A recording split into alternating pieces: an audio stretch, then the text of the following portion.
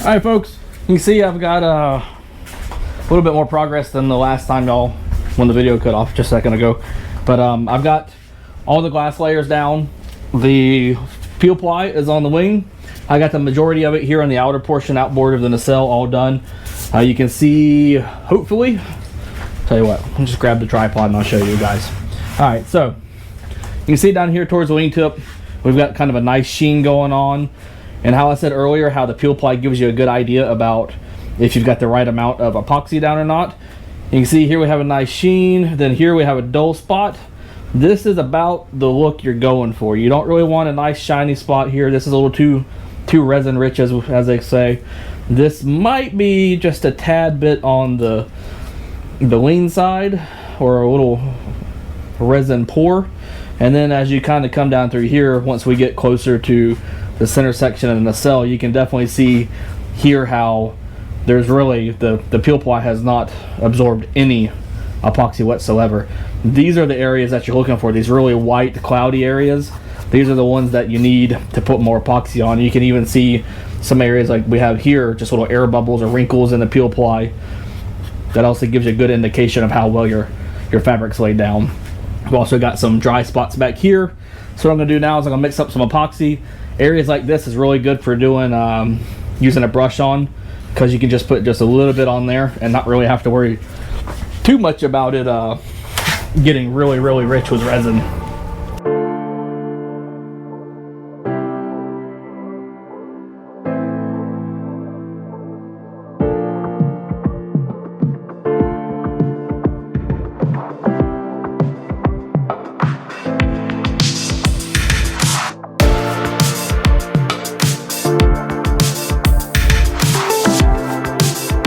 So you see here as I'm brushing this resin on, you hear the sound that it has. And then when you get to areas that have a lot more resin in them, they kind of get a little more of a little less of a zipper sound or sandpaper sound. But as you brush it on, you can see the cloudy areas go away. I personally like to give all of the peel ply a nice glossy sheen to it, not where you see standing puddles of epoxy, but to where you can just definitely tell that the epoxy is sitting there. So that way you ensure that the glass directly under the peel ply is nicely saturated.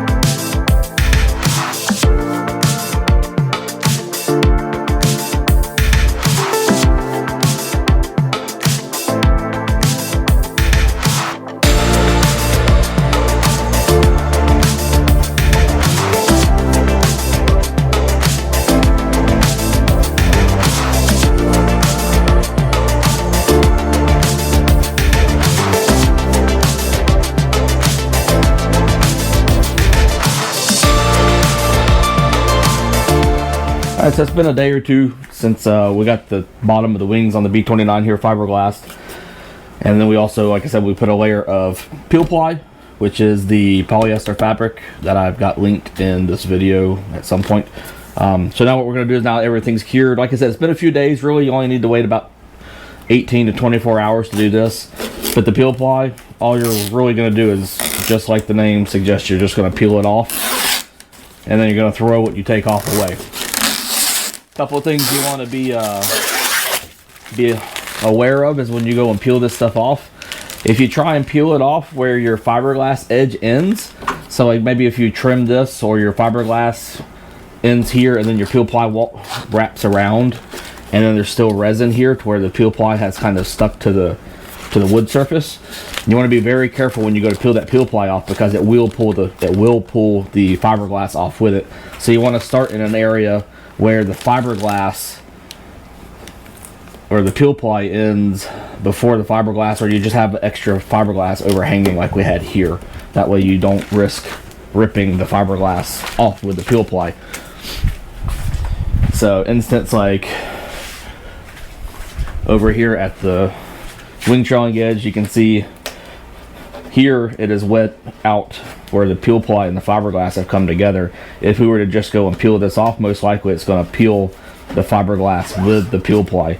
So you want to start kind of like over here at the corner, make sure that corner comes out, and then make sure the fiberglass stays separate from the peel ply as you peel it off. That way, like I said, you don't rip the fiberglass off. And the reason why I prefer this method over the more traditional method of apply your fiberglass cloth, then let it cure, sand it, put another layer of resin on, let that cure, then sand it, is because this surface, you hear it's got that scratchy texture to it. This surface is paint ready. All you have to do at this point is just take some primer, just an automotive spray primer. Don't thin it, don't do anything special with it. Just get it, and you can either brush it on, or you can get like a household paint roller. And what I typically use is, on a more normal size model, I'll use something like this. Comes from your local home improvement store. I think this came from Home Depot or Lowe's. Just a little touch-up kit with a 3-inch roller. Get a couple extra rollers. I'll heavily saturate the roller with the primer that I use. Roll it on, and then let that dry. Sand it with 220, maybe do a little bit of body work here and there if there's any pinholes or whatnot. Then spray a coat of primer on, sand that down to 220 or so, and then you're basically ready for paint or detail work. But I'll show that whole process in a video once we get to the point to where we're starting to worry about paint on the V29. For now,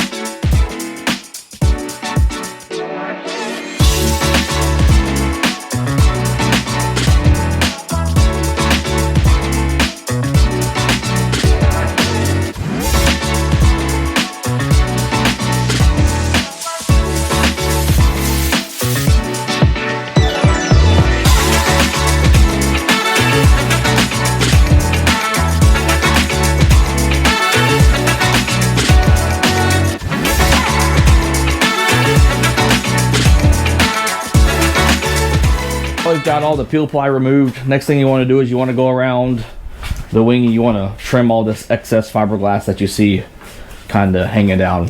So what I'll typically do is I'll just take an X-Acto knife. You can even use a straight razor, and really just start in the area that's not wet out, and then go up against the edge of your part. And since this is a reasonably lightweight fiberglass cloth, you really don't have to get all the way up to the edge. You can leave it just a little bit short, and then you can just sand it down as well, or sand it down to the exact size that you're going to need. Some people like to take an 80 grit sanding block and basically do the same thing. Here you saw I used a knife up here. Back here you can take a sanding block and can literally just sand right up against the edge, and in time it'll sand through. I try and avoid the sanding block method because you're a little bit more likely to sand too much through the glass, and then you end up beveling a hard edge. Like here at the wing root, you might sand through too much, and instead of having a nice sharp corner, you end up with a little bit of a bevel there that you gotta later fill in if you want to keep that sharp edge. So here I actually prefer to use the X-Acto knife and just go along the edge of the part.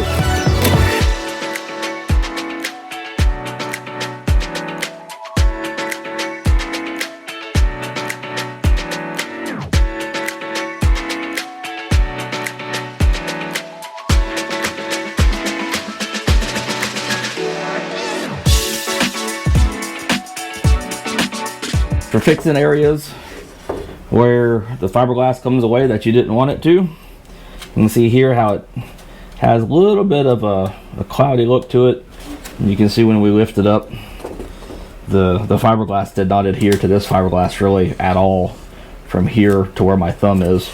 And then from my thumb over, it literally just pulled the fiberglass away from the balsa wood. So some people would probably cut this whole area out, body work it in there, maybe re-glass it. What I'm going to do is I'm going to show you, like I said, the quick and easy way. Just a regular plastic sandwich baggie.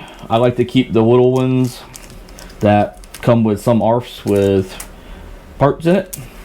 And all you're going to do is you're going to take your finger, you're going to put it inside that plastic baggie, and then just take thin CA and run you a pretty good bead down in there. Make sure you get it very well saturated. You'll see as you do that, and then you'll take your finger and you'll just run it across very, very quickly and just continuously rub it until you feel the heat build up. And once that heat builds up, you know that CA is kicking off. Whew, it gets hot quick too, especially if you have a lot of CA in there.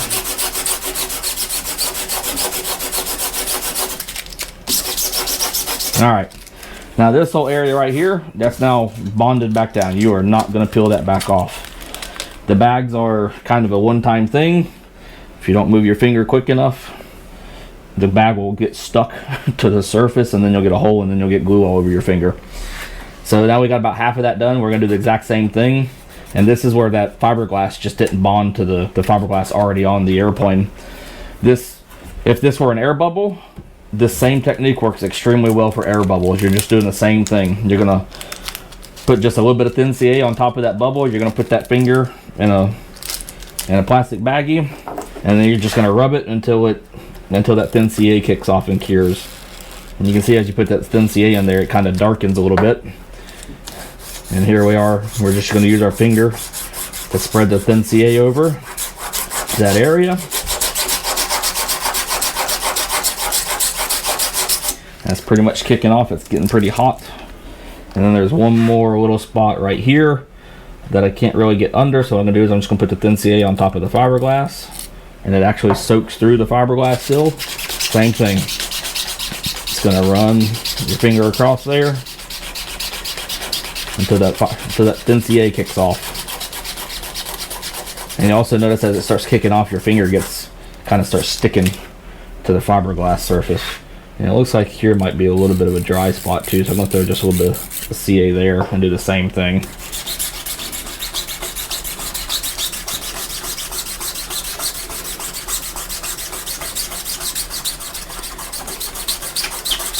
Alright, there we go. And there we have it, that area. Now what we need to do is we need to go around the edges of the fiberglass from the bottom where it loops around to the top surface, and we need to get those areas kind of smoothed out. You can see just right here there's a nice ridge line, and it pretty much continues all the way around, and that's pretty much where the fiberglass and the epoxy ended. So leading edge areas, what I do is I'll take that same 120 grit sandpaper and I'll put it on a soft block, which is just a flexible sanding block. Basically, you get them off Amazon, any auto body supply store, and you can see they flex, unlike this one, which does not.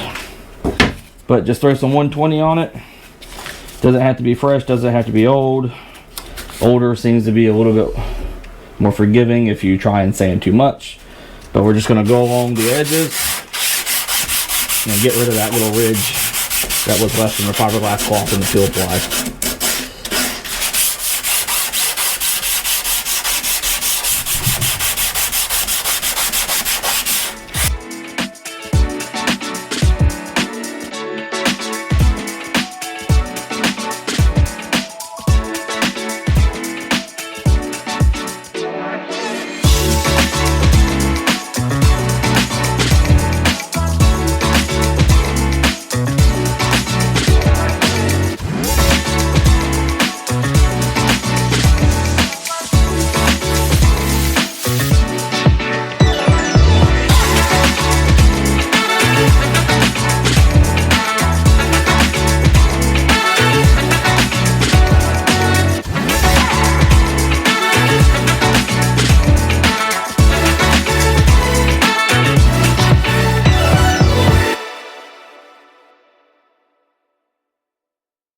And there we have it. That's pretty much,